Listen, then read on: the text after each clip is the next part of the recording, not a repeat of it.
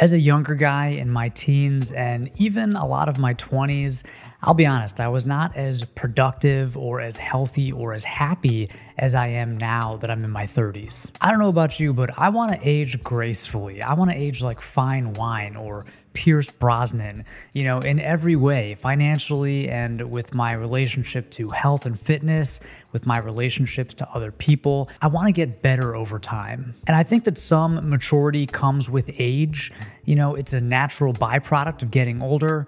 But you can't let time do all of the work for you. You have to actively try to improve. And that means avoiding behaviors that aren't in line with your long-term goals and instead spending your time and your mental energy on things that are going to make you a better man. Now, I'm not going to talk about some of that generic how to be manly stuff that you hear all the time, like start lifting weights and grow a beard. Instead, I'll tell you about some of the habits and behaviors that have had a genuine impact on my life. Before we get into it, huge thank you to Audible for sponsoring this video. I've been a paying customer of Audible for many years now. It's one of my favorite and most used apps on my phone. And I don't read a whole lot these days, like physical books, but I do listen to a lot of podcasts, and I probably listen to 2 or 3 audiobooks every month. I usually listen when I'm working out, doing the dishes, folding laundry, and I'll usually listen at like 1.5 speed just so I can get through a book a little faster.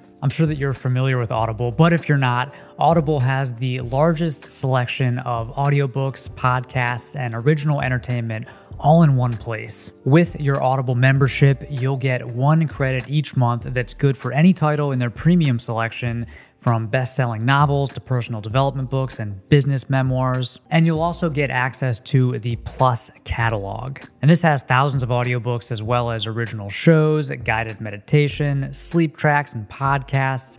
And they include a lot of ad-free versions of some of your favorite shows. And if you don't like an audiobook that you've purchased, you can just swap it out. So no risk and no buyer's remorse. I listened to one audiobook on Audible recently that really changed how I think about my long-term financial planning and my retirement savings. It's called The Simple Path to Wealth, and I can't recommend it highly enough. It's especially great if you're not sure how much you should be saving or what to do with the money that you're saving.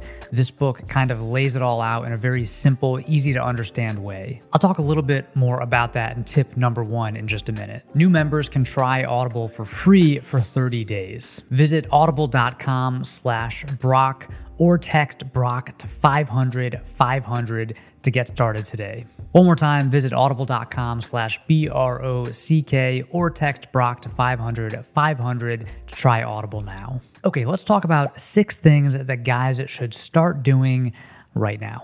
Number 1, start maxing out your retirement savings. I know you've heard this before, but you might still not be doing it. The best way to make sure that you have enough money for that last stage of your life, say age 65 to 90, is to start maxing out your retirement savings right now. Whether it's through a 401k at your job, or if you have an IRA or a Roth IRA, or in my case, a SEP IRA, which is for self-employed people, you should contribute the maximum amount each year, or at least as much as you're able to. Because if you do that, your money will grow exponentially due to the amazing power of compound interest. As an example, let's say you're 25 years old right now while you're watching this video.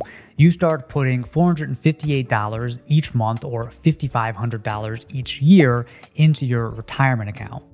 When you retire at age 65, you're going to have $1.5 million sitting in that account. If you'd put that money in a regular savings account or just stashed it under your mattress, you'd have only saved up $220,000 over that 40-year period. That is literally $1.2 million for no extra work just by putting your money in a different type of account. So forget buying that fancy new car. Instead, put your money into a retirement account. And if nothing else happens, you'll be able to take care of yourself and your spouse in your 60s, 70s, and beyond. Number 2, start getting your clothes tailored. Now, there was a time where pretty much every man wore custom made or at least custom tailored clothing. These days, most men leave their house every day wearing clothes that don't actually fit their body. This is by far the #1 biggest fashion mistake that men make in general, especially here in America.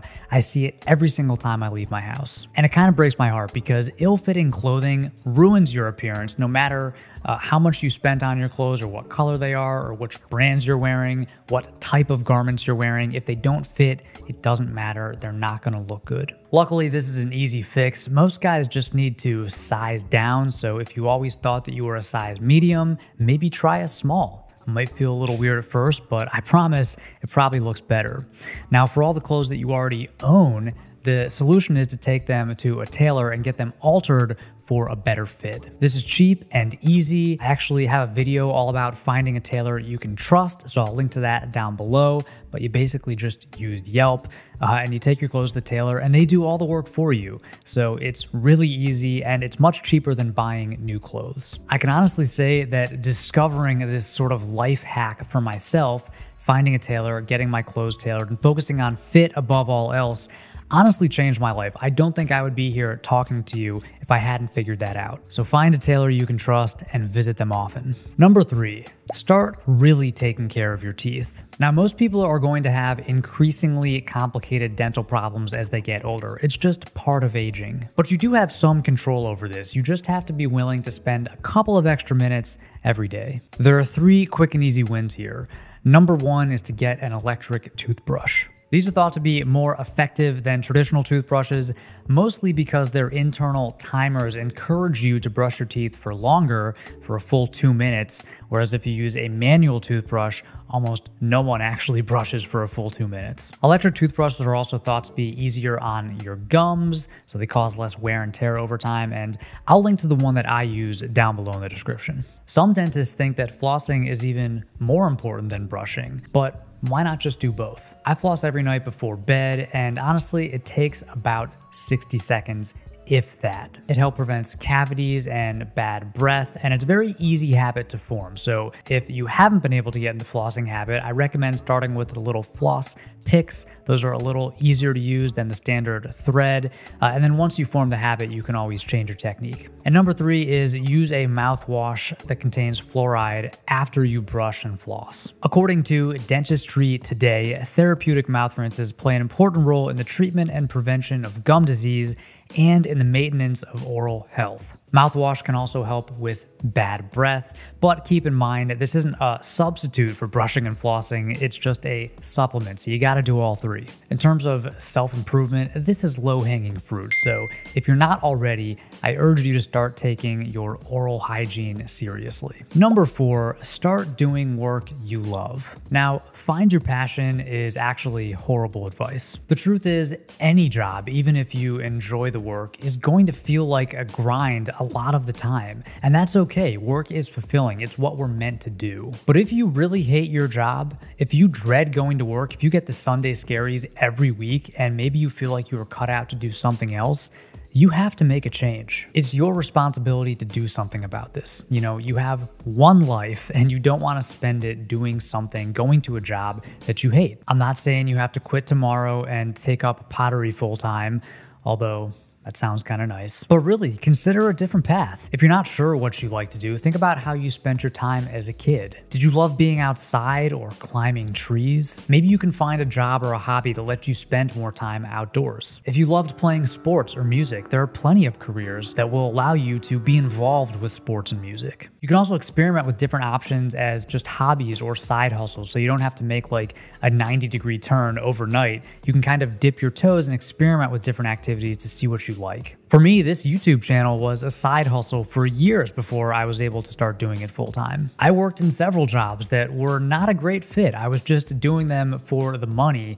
And looking back, I wish I had spent less time in those jobs. Anytime you're doing something just for the money, that's a big red flag. So I'm living proof that you can do something that you enjoy and make a living at it, but it's not gonna just come find you. You know, you have to go find it. So it's not really about finding your passion as much as it's about creating your passion. It's going to take some experimentation, some trial and error, but I promise it's totally worth it. Number 5. Start changing your mind. Everyone has opinions about everything.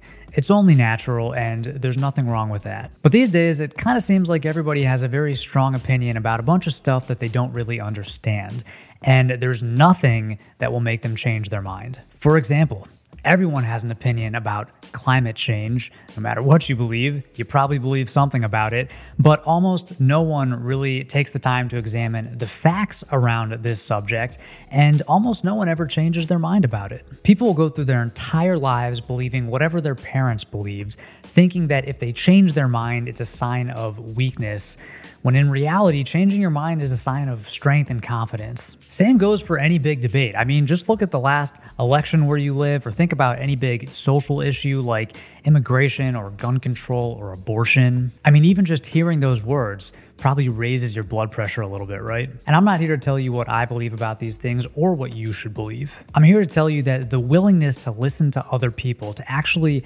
examine the facts from an objective place, and to ultimately sometimes just change your mind is a sign of maturity that most men don't display. I used to have very different opinions than I do today. Most of those changes come from reading books or just talking with and listening to people who I trust, like my wife, who grew up with different opinions and beliefs than I did. So if you want to be different and more mature and wiser than 99% of people, try to change your mind. I challenge you to look at one belief that you've held onto strongly for a long time and really examine it.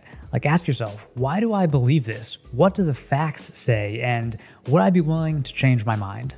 And number 6 is start using your body. Now, I'm not going to tell you to start jogging or lifting weights or doing yoga. Everyone who's really into one of these activities swears that it's the best form of exercise and that everyone should do it. The truth is, the best form of exercise is the one that you actually do, or at least the one that you don't dread doing. For me, for a long time, this was Brazilian Jiu-Jitsu. Training Jiu-Jitsu is an incredible form of exercise, but it doesn't feel like exercise. It feels like learning. It feels like sport. The exercise is just a byproduct. These days, as the weather heats up, I like being outside. I like running to a local park and doing pull-ups and other bodyweight exercises. When I can get back into the gym, I'm gonna do squats and deadlifts again, and I look forward to that. I enjoy doing that. But it took me a long time to figure out what I enjoy doing, what type of physical activity I would actually look forward to.